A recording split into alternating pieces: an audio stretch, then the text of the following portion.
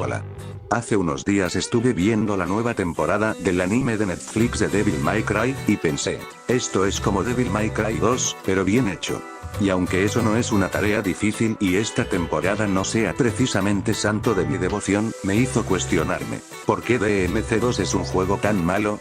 Así que, el día de hoy, explicaré por qué la segunda entrega es tan desastrosa, pero que, irónicamente, fue la que terminó salvando la franquicia. Comencemos.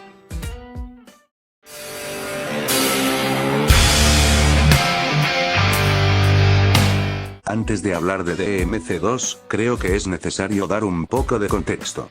Como muchos sabrán a estas alturas, Devil May Cry fue originalmente una versión descartada del clásico Resident Evil 4. Pero, ¿por qué sucedió esto? A finales de 1998, Shinji Mikami, el padre de Resident Evil, le encargó a Hideki Kamiya, quien venía de dirigir con éxito la segunda entrega, que se hiciera cargo de Resident Evil 4. Y sí, aunque parezca raro, aunque Resident Evil 2 haya estado recién lanzado, ya estaban planeando la cuarta parte sin siquiera haber estrenado el 3. Esto se debía a que el proyecto se planeaba como el gran salto generacional a la PlayStation 2. El juego empezó como algo totalmente distinto a lo que habíamos visto en la trilogía original, ya que tendríamos un protagonista diferente, Tony Redgrave, a quien hoy conocemos simplemente como Dante. Tony se concibió como un tipo genial e invulnerable, con habilidades sobrehumanas justificadas mediante biotecnología. Básicamente, era como ver a Wesker siendo el bueno de la historia. Para el año 2000, el desarrollo estaba bastante avanzado y al propio Mikami le encantó lo que vio al probarlo. Pero, había un problema, el juego no se sentía como un Resident Evil. Se había sacrificado el survival horror en favor de la acción frenética, el estilo y el rock. Tras notar esto, Mikami convenció a Kamiya y a su equipo, el Team Little Devils, de que no desecharan el proyecto. Le pidió que cambiara algunos elementos y lo convirtiera en una franquicia totalmente nueva. Y así, fue como nació Devil May Cry.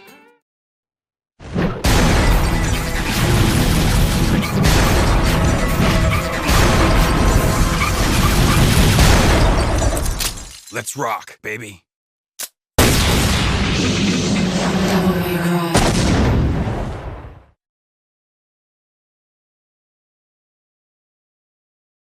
Tras Capcom haberle dado luz verde como una franquicia independiente, el equipo tuvo que adaptar lo que ya tenían con los nuevos cambios. El ambiente gótico de los castillos europeos que habían diseñado para Resident Evil encajaba perfectamente con una temática donde los zombies eran reemplazados por demonios de todo tipo. Los escenarios y cámara recordaban mucho a la trilogía original de Resident Evil, pero su cambio más notable en el gameplay era el combate. DMC no era simplemente un juego donde lanzabas espadazos y disparos, sino que tenías un sistema de estilos, donde te puntuaban por cuán bien lograbas tus combos. Durante el desarrollo, descubrieron un bug en otro juego que estaba siendo desarrollado al mismo tiempo, llamado Onimusa, donde podías mantener a los enemigos en el aire si los golpeabas en el momento justo. En lugar de arreglarlo, Kamiya agarró eso como idea, y lo convirtió en la base del sistema de combos aéreos, que hoy es el estándar de la saga y el género hack and slash. Por otro lado, el diseño de Dante se mantuvo casi igual, solo que ahora su origen había cambiado al de un híbrido entre un demonio y una humana.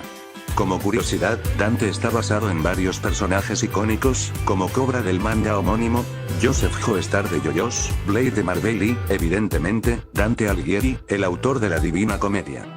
Trish, por su parte, está basada en Maetel del anime Galaxy Express 999, y en Beatriz Portinari, quien fue el gran amor de Dante en la vida real y en su obra.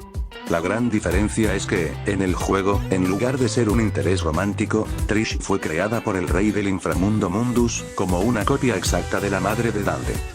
Devil May Cry no solo fue un éxito, definió el género hack and slash, mezclando espadas, pistolas, y una dificultad exigente.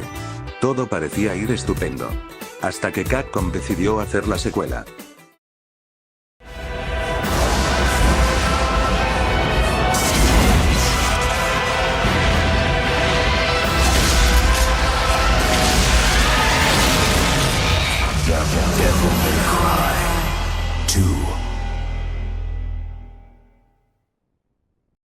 Aquí es cuando todo empezó a salir mal. Cualquiera pensaría que, tras el éxito masivo del primer juego, Capcom llamaría de nuevo a Kamiya para hacer la secuela. Pero, en una de las decisiones más extrañas y estúpidas de la compañía, decidieron apartar tanto a Camilla como al equipo original y darle el proyecto a un estudio interno que solo se especializaba en juegos arcade. Lo que quiere decir que este grupo no tenía ni la más remota idea de cómo hacer un juego para consolas. El desarrollo de Devil May Cry 2 fue un absoluto caos de principio a fin. Para que se den una idea del desastre, el desarrollo del juego empezó en verano de 2001, poco tiempo antes de que se lanzara el primer juego. Todo esto sin consultar a Camilla o a su equipo. Era un barco a la deriva, donde todos tenían la libertad de hacer lo que querían con el juego. Para aquellos que lo hayan jugado, sabrán que pese a tener una estética parecida al primer juego, el resto se siente como una imitación sin alma. Escenarios vacíos, un gameplay paupérrimo, que pese que en este juego se introduce por primera vez la clásica espada de Dante, Rebelión, no tiene casi propósito al poder matar a prácticamente todos los enemigos con las pistolas, incluyendo, de forma penosa, el boss final. Para colmo, hasta día de hoy nadie sabe quién es el director real de este juego. Que bueno, la culpa es tanto de esta persona, como la propia negligencia de Capcom por querer apresurar las cosas. Se dice que Capcom ocultó su nombre para que no quedara manchado por este desastre, o quizás, que él mismo haya pedido no ser acreditado. Aunque quién sabe. Capaz lo durmieron. Otros de los problemas creativos del juego fue la personalidad de Dante.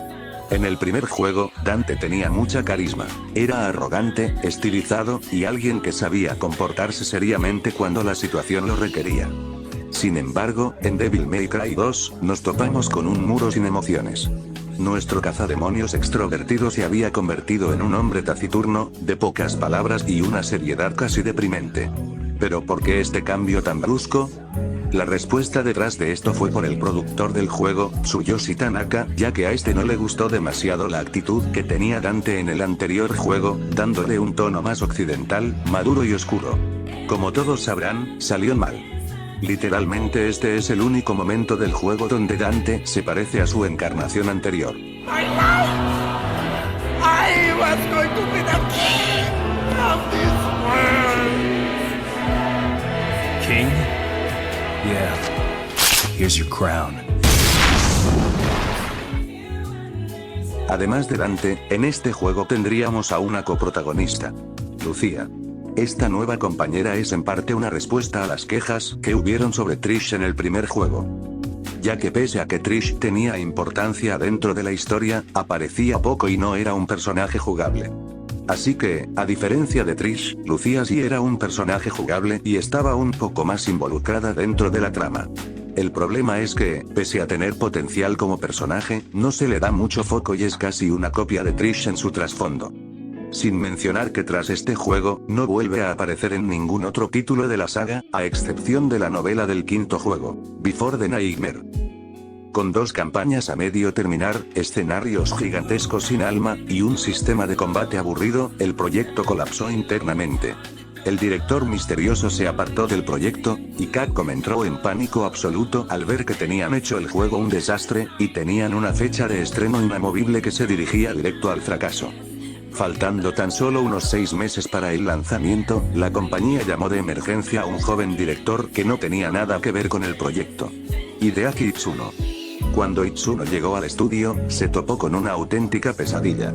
Lo único que estaba realmente terminado del juego, era la animación de Dante corriendo, y la habilidad de Stinger.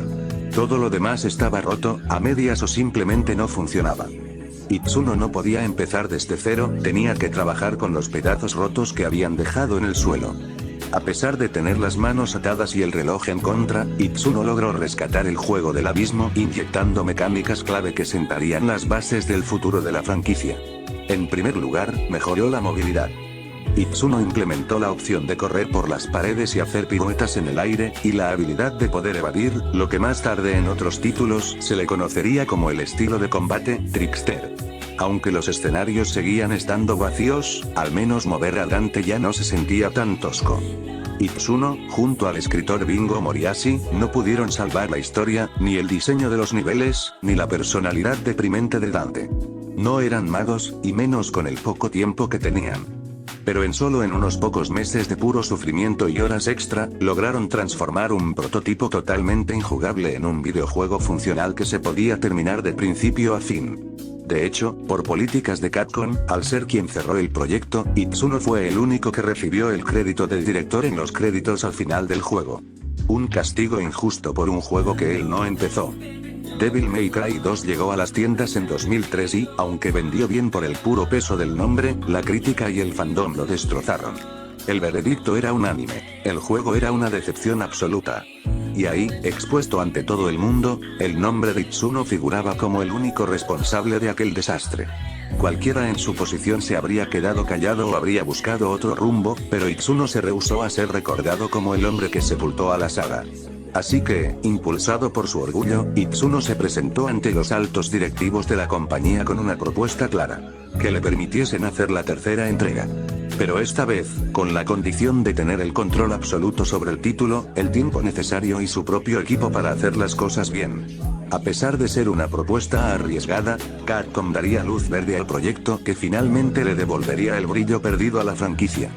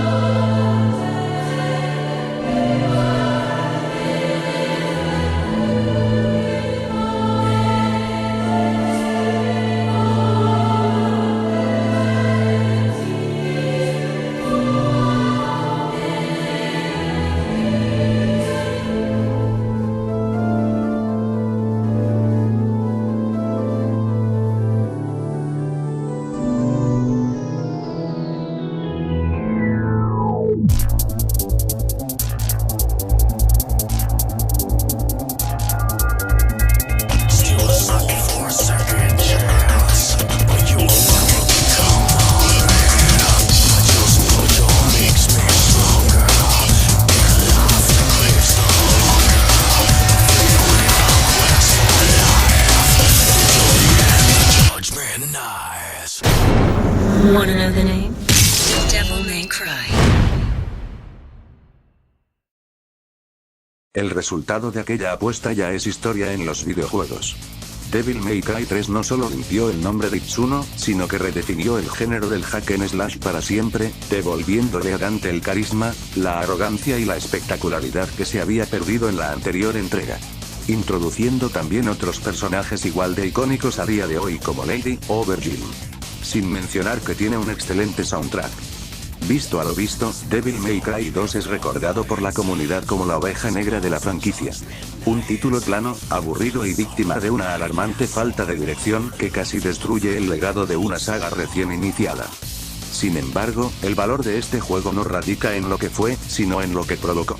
Sin DMC2, jamás hubiésemos tenido a Itsuno como que él dirigiría la saga a partir de la tercera entrega, o bueno, lo más probable es que no hubiésemos tenido una tercera entrega.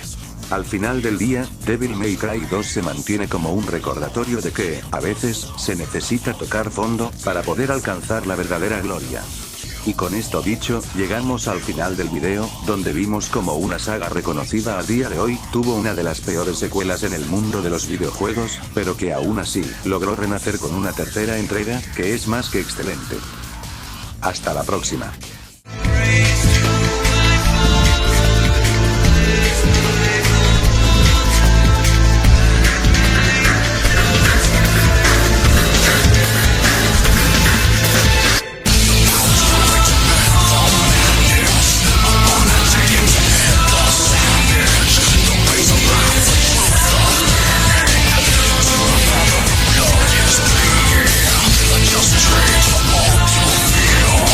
With this